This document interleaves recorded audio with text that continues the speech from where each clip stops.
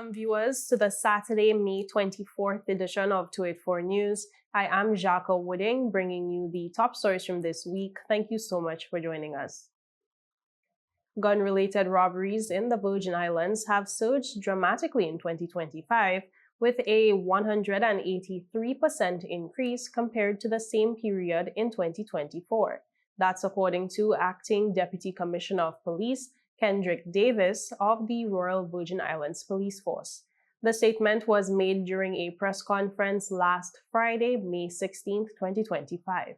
Between January and April, there have been 19 reported robberies, 17 of which involved firearms, from just 6 in the same period last year, only 3 of which were gun-related.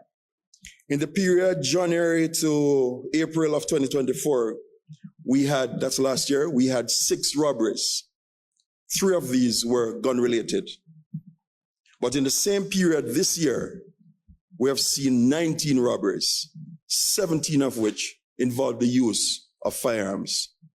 This means that robberies have increased by 14 incidents. And that is for January to April of the respective years. Davis noted that bars, pubs, and other cash-intensive businesses have become primary targets for criminals seeking cash, jewelry, and valuables from unsuspecting patrons. He cautioned that even law-abiding citizens risk becoming unwitting victims as a result of these violent robberies. A key feature of these gun-related robberies is that offenders appear to be targeting bars, pubs, and other similar locations which deal with cash. And of course, their interests seem to be around cash and jewelry worn by patrons. Davis also touched on the number of shootings across the territory, especially in Tortola, which resulted in 2 recent deaths of residents, which were related to organized crime. Notably, he states that the victims of robberies could still become victims of these firearm-related incidents. We have had a number of shooting and shot-fired incidents across the territory, mainly on Tortola. And it is unfortunate that 2 of these incidents resulted in the death of 2 of our residents. The first one occurred on the 15th of January 2025, in which Quinton Noel of Purcell Estate was killed. And just last Saturday, the second incident occurred. That's on the 10th of May, where Nyron Erison of West End was gunned down in a hail of bullets. Most of the firearm incidents which have occurred involve individuals who are involved in organized criminal activities. They do not involve, as we would characterize it, law-abiding citizens. So it involves persons who are involved in crime.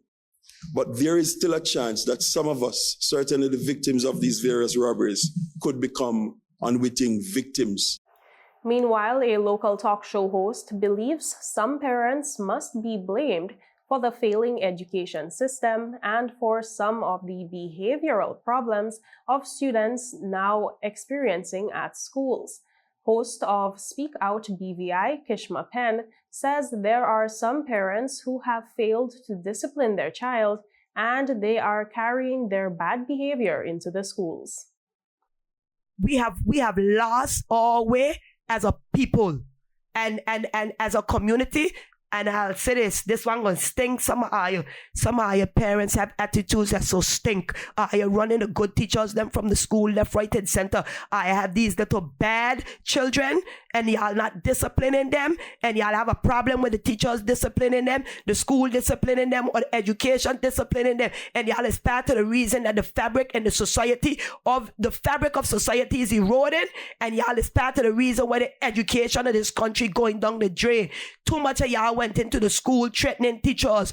Too much of y'all were ready to fight. Too much of y'all, I remember back in the day, no matter how bad you get beat, ain't no parent will come in no school to go come make no noise with no teacher, because parent would look at you even in all your blows and say, well, if you want misbehaving, they want to hit you so hard.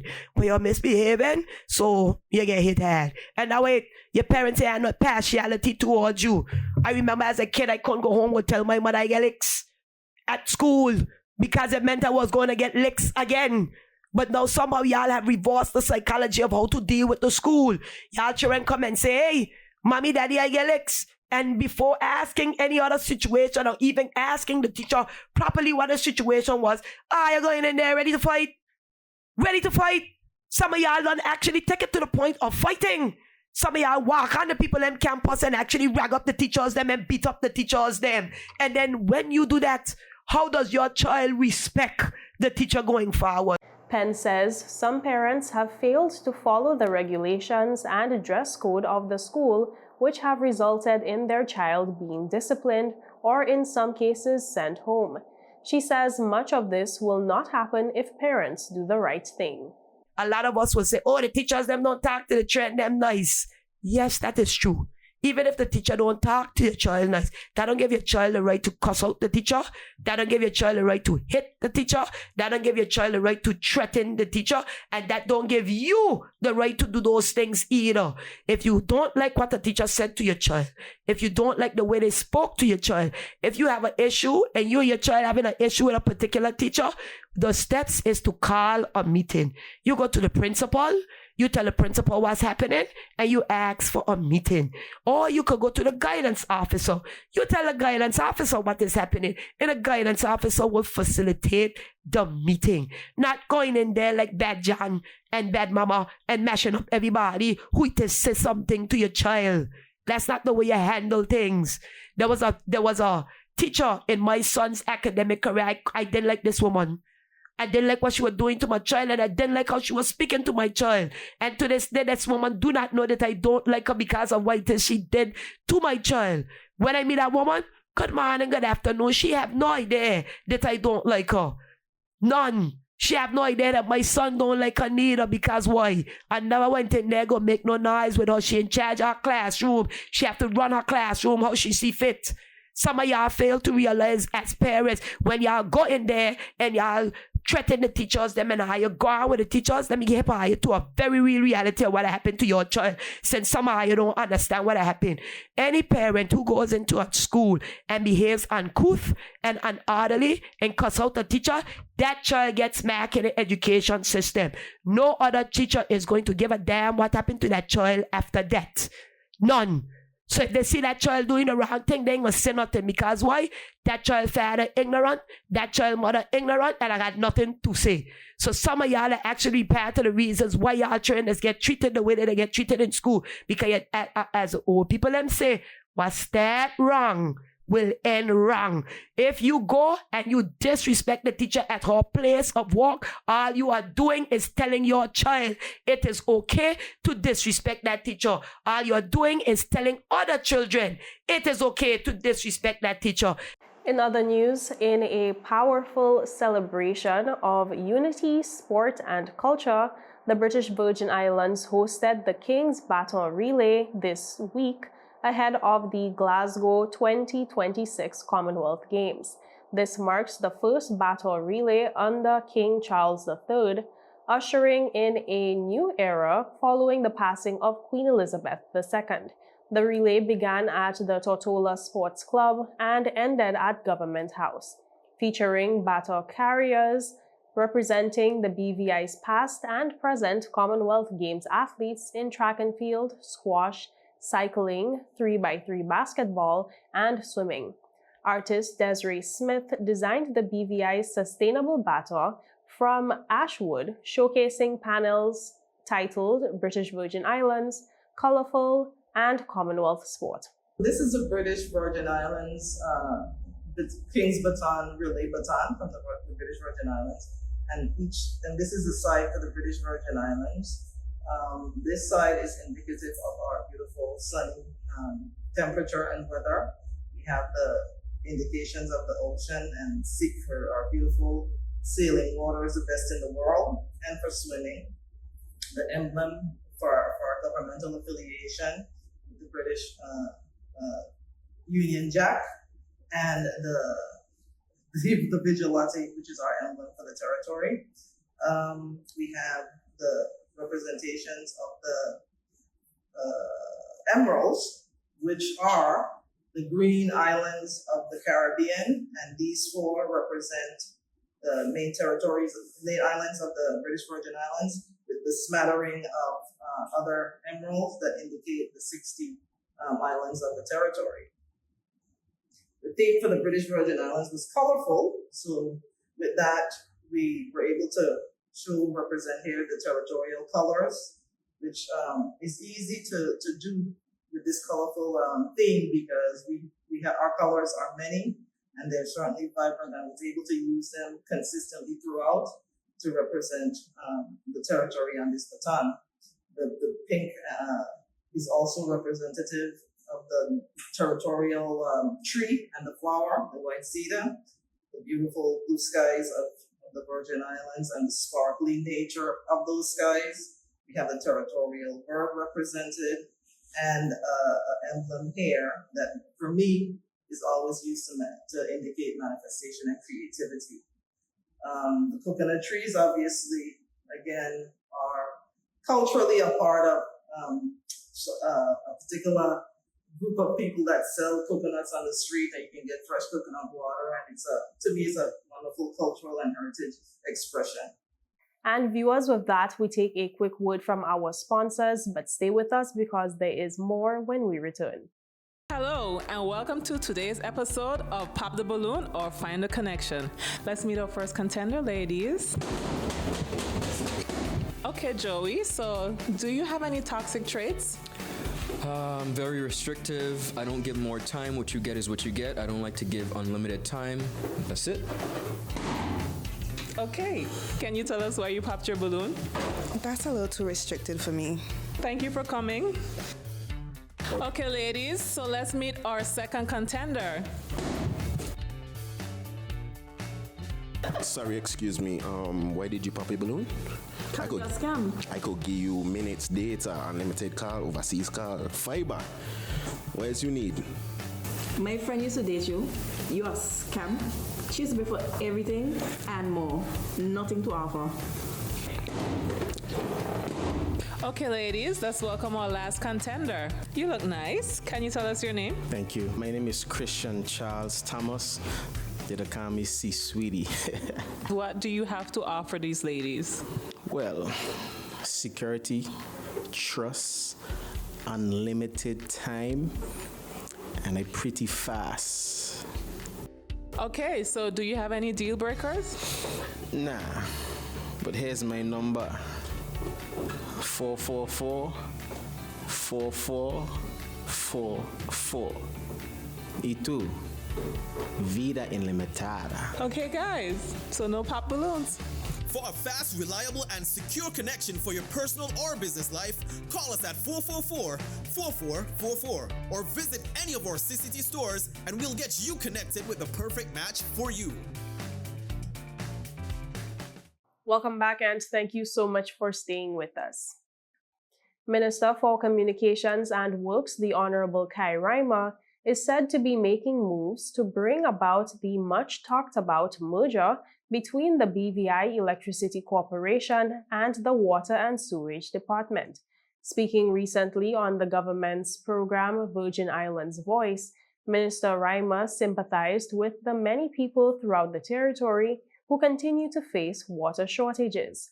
He says this merger, which is called the Virgin Islands Energy and Water Corporation, was recently approved by the Cabinet and will bring some relief. I just want to mention that today in Cabinet, we were able to accept the merger for Virgin Islands Energy and Water Corporation. The short name is VIECO, and we would be moving towards bringing that legislation to the House of Assembly for us to have that merger between water and energy. And we know the Electricity Corporation have a functioning corporate body as there is now. They have the resources that would be able to assist, share resources when it comes to the water delivery and the water distribution as well. We are quite, excited about moving towards that area of the VIECO, Virgin Islands Energy and Water Company. So again, I just acknowledge all the persons within our community that are unable to receive water consistently, I sympathize with you. I get the calls, I get the complaints, and there's also a challenge where persons are thinking that the bill is so high when they're not getting water as well. So we are working through those challenges. RYMER first announced the potential merger of BVIEC and Water and Sewage to improve efficiency and service delivery during the 2024 budget debate, much to the dissatisfaction of the opposition. Opposition members outlined the challenges of the Water and Sewage Department and its significant financial losses and inefficiencies. The minister defended the move at the time, arguing that BVIEC has proven business processes and there is no need, to reinvent the wheel. Meanwhile, amid ongoing concern over the increasing intensity of natural disasters, Deputy Premier Honorable Julian Fraser is urging Virgin Islanders to make proactive steps against climate change, despite the territory's small geographic size. During a live segment of Virgin Islands Voice, Fraser emphasized that while the Virgin Islands emissions seem minimal in comparison to global contributors, the impact of climate change knows no borders. We need money to deal with the environmental issues that we have, from drainage to you name it. Everything that happens around you. Okay, we talk about emissions. When you breathe out carbon dioxide, that's a greenhouse gas. Methane is a greenhouse gas. When you burn anything outside, that's greenhouse gas being emitted. And what greenhouse gases does, it creates the greenhouse effect. And yes, what we do here in the Virgin Islands, we are so small, it's a drop in the bucket to what takes place in the world. But what takes place in the world affects us. And we have to be mindful and conscious of the things that we do and try to avoid doing these many different things that contribute to the greenhouse effect. Those hurricanes that we're having, we learn from other countries that have under the same circumstances, like Grenada. They had the hurricane recently. Of course, we had Marilyn and Irma. Not Marilyn, that was Maria. Yeah. We had those two hurricanes. I don't think anywhere in the Caribbean matches what we had. But we were able to sustain it better than most other countries would have. We weren't prepared. But if we were prepared, we would have suffered less damage than we did. Fraser highlighted the need for funding and legislative preparation, pointing to the proposed Climate Change Trust Fund set for introduction this November. Right now, the ministry is responsible for town and country planning. That has a lot to play, a lot of role to play in the strength of our buildings, warning people to be prepared for the upcoming hurricanes. And I think that we're in a good place. We're going to launch the Climate Change Trust Fund, as I say, in November at COP30. We do have the fund set up. The fund has a board, and I should be bringing that paper to cabinet in a few days, weeks premier, to reestablish the board. They are working, but they are not legally mandated as yet. So we're serious about this whole climate change issue. We're serious about the environment. We have a bill being prepared for the environment. And that bill should be all encompassing. All the matters that we see around us that's impacted by that impact the environment. Talk about the cruise ships and the emissions that's coming from there. It should be in the bill. We talk about silt runoff when people do construction and it rains and you see the ocean turns brown. That should be in there. So we're looking seriously at addressing the issues that confront us with the climate. And hope we have enough time to do it. Meanwhile, Cape Air has launched its Tecnam P-2012 Traveler aircraft in the Caribbean, aiming to improve regional connectivity and provide a comfortable travel experience. More in this report.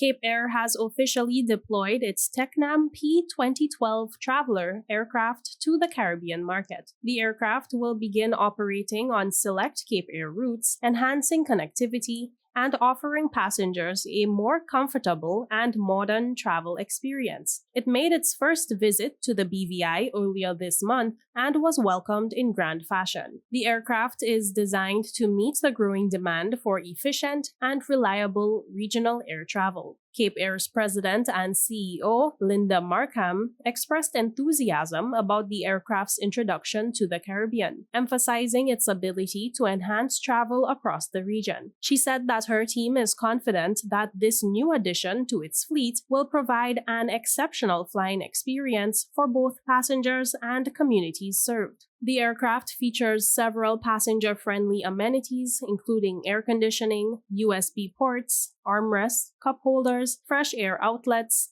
and additional legroom, ensuring a comfortable flight experience. Bobby Falcon, Managing Director of Cape Air's Caribbean operations, highlighted the significance of the launch, noting that it represents the airline's continued commitment to expanding its services in the region.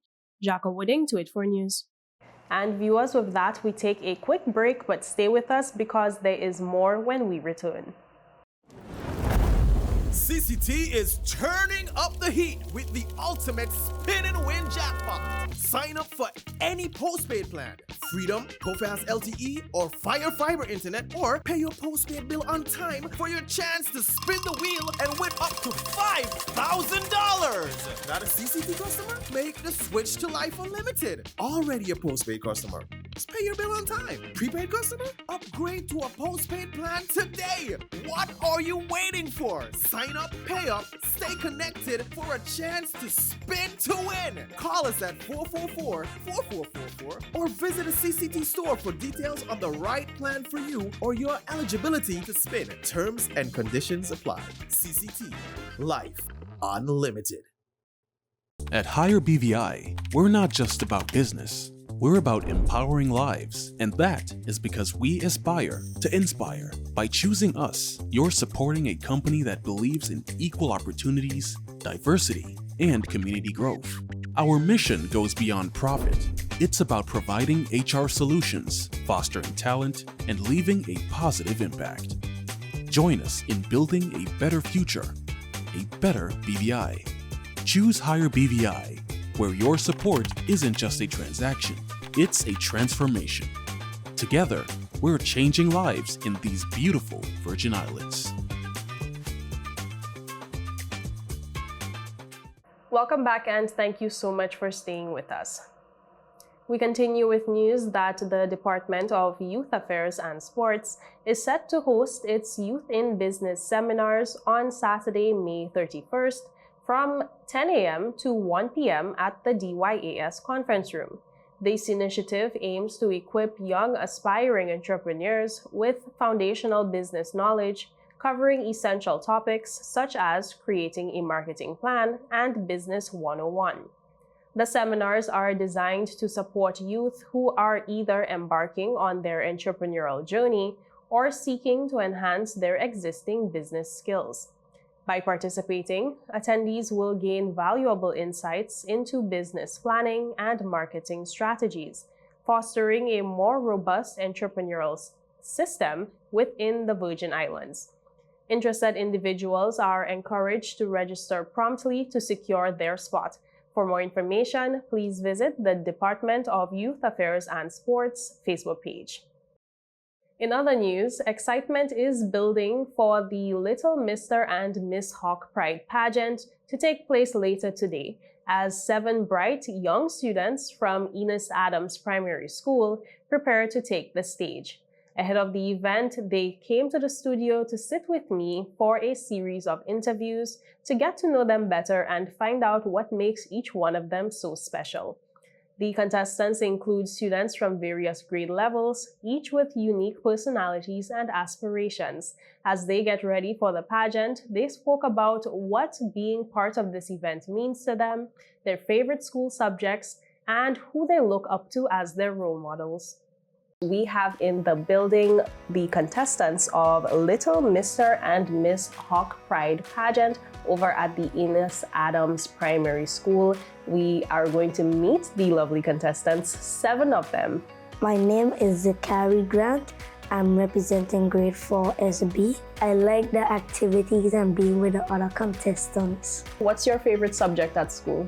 Social studies. What do you like about social studies? The government. Who do you look up to and why? I look up to my principal, Mr. Thurman, because me and him share the same birthday and he's funny and serious at the same time. My name is Detroit Hector and then I am your contestant number 2. When you grow up, what do you want to be? I like to grow up as a doctor. A doctor? Why do you want to be a doctor? I'll help people also. What's your favorite subject in school? Mathematics. Mathematics. Okay, why do you like math? I learn about multiplication, divide, and times. If you could change one thing in the world to make it better, what would you change? Everything. You would change everything? Yeah. My name is Leron Francis. I am 9 years old. I am in grade 4 DF and I am contestant number 3. What I like most about being in this pageant is building up my confidence, having fun, and for the experience. I want to be a firefighter when I grow up, so I can rescue and protect people and animals who are in danger. My name is Orlana Prescott. I am 10 years old and I am in grade 4 EP. What do you like most about being in this pageant? I like dressing up in pretty outfits and being on stage. I want to be a human resources manager so I could help people. If you could change one thing about the world, anything at all, what would it be? To make sure everyone has food. Good day, everyone. My name is Jada Shabina Basu. I am 8 years old. I attend ENIS Adams Primary School. I am in grade 3 MM and I am contestant number 2. When I grow up, I want to be a teacher to teach my students mathematics. Who is someone you look up to and what do you like about them? I look up to my teacher. What I like about her that she inspires us to learn. My name is Tinelli Gay and I am your contestant number 3. Tell me, what's your favorite subject at school? My favorite subject is social studies. What do you want to be when you grow up and why? A teacher to help children to learn. Who is someone you look up to and what do you like about them? My mom, because she takes care of me every single day. My name is Kia Marie Manaya Bruli. I am 9 years old. I am contestant number 4 in the Little Mr. and Miss Hawk Pride pageant. What I like most about being in my school pageant is rehearsing my talent because I love what I do for my talent. My favorite subject at school is language arts and science. Tell me, who is someone you look up to and what do you like about them? The person that I look up to is my mother. What I like about my mother is she is kind, she is loving, she deals with the elderly, she encourages me, and she supports me. And that's it for today's news roundup. Be sure to follow us for daily news updates at 284media.com. Like us on Facebook at 284media and 284BVI on Instagram and X, formerly Twitter. I'm Jacko Wooding and I will see you again next week. So have yourself a safe and enjoyable weekend. Goodbye.